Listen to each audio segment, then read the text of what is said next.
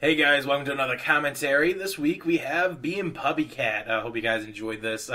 It's been a while since I've done one of these, and I really apologize. But here I am doing commentary again. Fair warning, this might have a little bit of update stuff or just a lot of behind-the-scenes stuff and less about the drawing, but we'll see what happens. As you can see here, there's already a drawing established in the picture, and I'm just kind of redoing a little bits and pieces of it. It's because I was doing a mock-up for Frederator. Originally, this was going to be a channel Frederator like Cartoon Hangover piece. This was going to actually appear on Cartoon Hangover's channel before Yamama kind of stepped in and was like, hey, show one that Yamama Watch Me draws. That way it advertises both channels. And so this one ended up being on mine, which was kind of relieving because I wasn't done with it in time.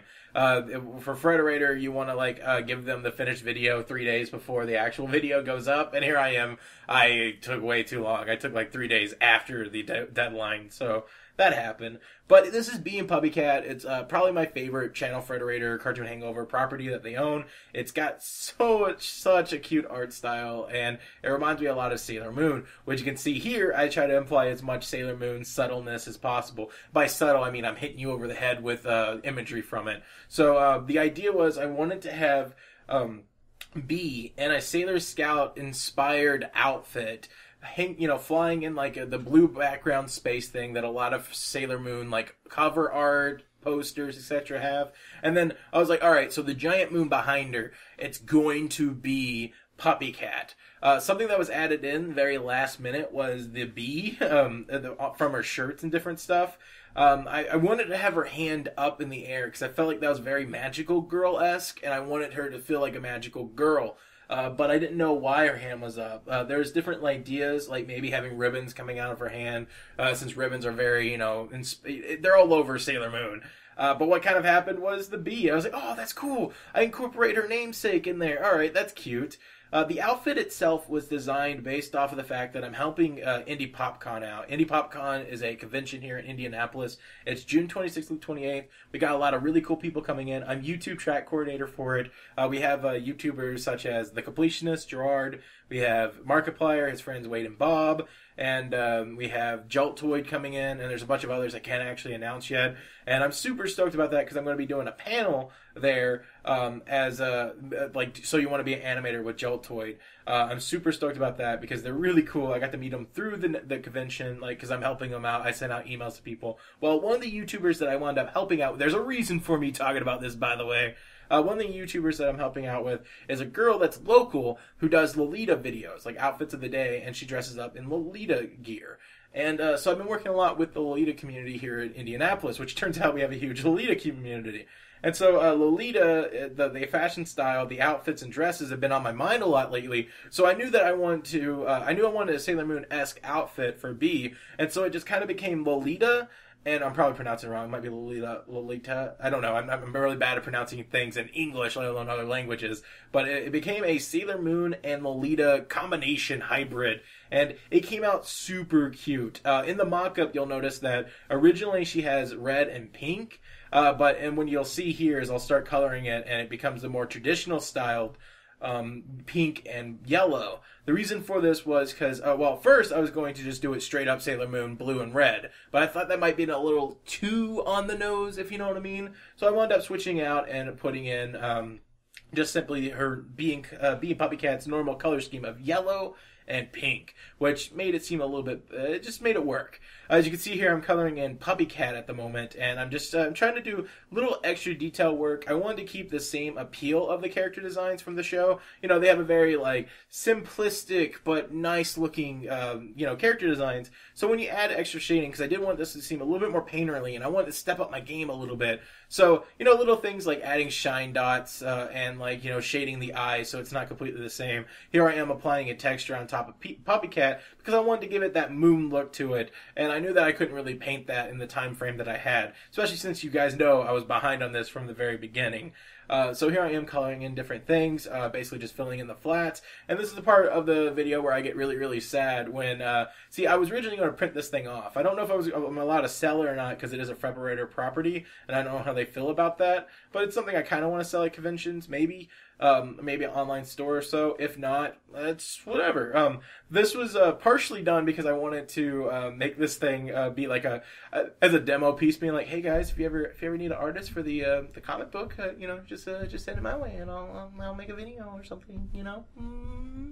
And so about right here, it gets really sad because the file that I saved, the Photoshop file, it did not save the last version of it. So what's soul crushing is that about right here is where I saved it, took a break, and then came back to it. You can't tell through the magic of editing, but there is a break involved here after I put down some of the basic shading, and that's where it's at. If I open up the file, it's none of the hard work I did shading this thing is there, and I really, really liked how I shaded this.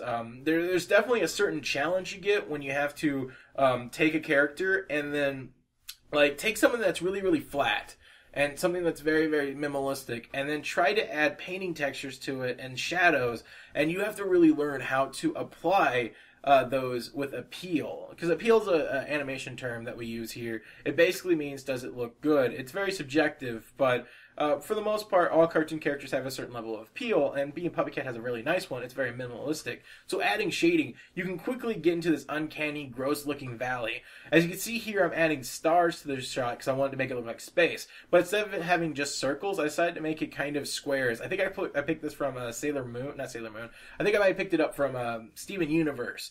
I don't think Being Puppycat did it, but basically what I did was I have a square brush that's defaulted in Photoshop. I stamped it once, and then resized it a couple of times, duplicated it all over the place, and then erased a few of them. What I'm using right here is a Lazy Nozumi plugin that's in Photoshop. Basically what this does is, you can see a little dot in the very middle, or you could have, and you'll notice that everything's drawing just right underneath that. That is basically, you can't draw unless you're drawing into a circle there, and that works out really, really well. If you haven't used Lazy Nozumi before, it is a brilliant plugin. It's about $35 if you're a professional, or if you're a student, it's $20. It's a plugin that's totally 100% worth it. It's a line stabilizer as well as a bunch of different constraint stuff, like perspective constraints and different things like that. I've been experimenting with it a little bit more as it goes on. Some little techniques here. The mouth here, I shade it like One Piece. I don't know if you guys read it or not, but in the manga, a lot of times the creator will like shade a line underneath the mouth, or above the mouth, and then shade a brightness underneath it to make it pop out a little bit more. And so that's a technique I keep borrowing from that. And then for the eyes, I know that B doesn't have lines for where her whites end, but I thought because this is a little bit more of a painting style, I'll go ahead and darken some shading underneath there to kind of give you like this false line there, which worked out pretty well. So the Puppycat bell on the Sailor Moon bow thing, that was a last minute add. In the mock-up, it's not there. And then I just was kind of looking at references and I was like, oh, that's genius. Instead of like a little like diamond or gem shape that they normally use, I'll put a bell. It's cool. So I thought that was cute and it really worked out.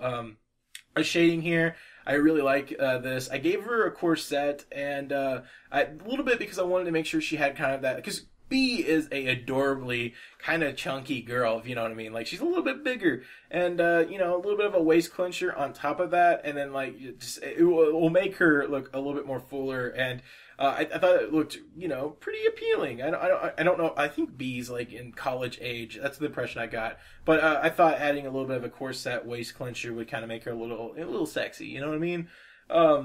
But that's really weird. I don't know. I don't think B was intended to be a sexy character, but you know what I mean. Like it's not like overly sexual. It's just one of those things where it's like, okay, that's cool. Over here, the shading on the dress looks pretty sweet.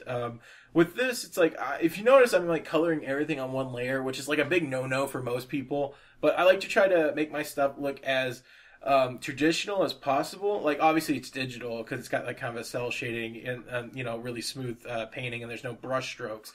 But at the exact same time, I also like to use as much traditional thought as possible with these pieces. That way there's not just, I don't like using too many layers because I know on paper I don't get to use that many layers. So here you can see where I'm deleting the line and reshading some of that, those little lines there. Sorry, that was a hiccup, burp. That was weird. But anyways, I deleted the lines there because I knew that I didn't want actual lines on the dress part. And so this is one of those things where you get a little bit of liberty. When you do art style, and you like, if you're doing any kind of art style for something, you want things to be consistent. You don't want different rules. And that's one way to make a piece look professional over being amateur, is if like, on a drawing, on a shirt, you know, you have a design on there and it has lines on one section of your drawing, but on another, it's just color. That looks very amateurish. It doesn't look like it was intentional. It looks like an accident. So you want to make sure that everything stays consistent and harmonious. So if, like, you know, with this, all the line extra little patterns on the dress don't have outlines, then none of them should. So keep consistent with that.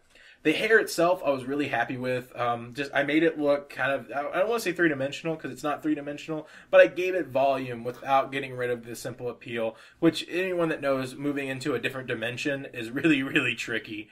Very few movies and very few modelers can actually get that three-dimension look of a 2D character right. So I was really happy how this came out.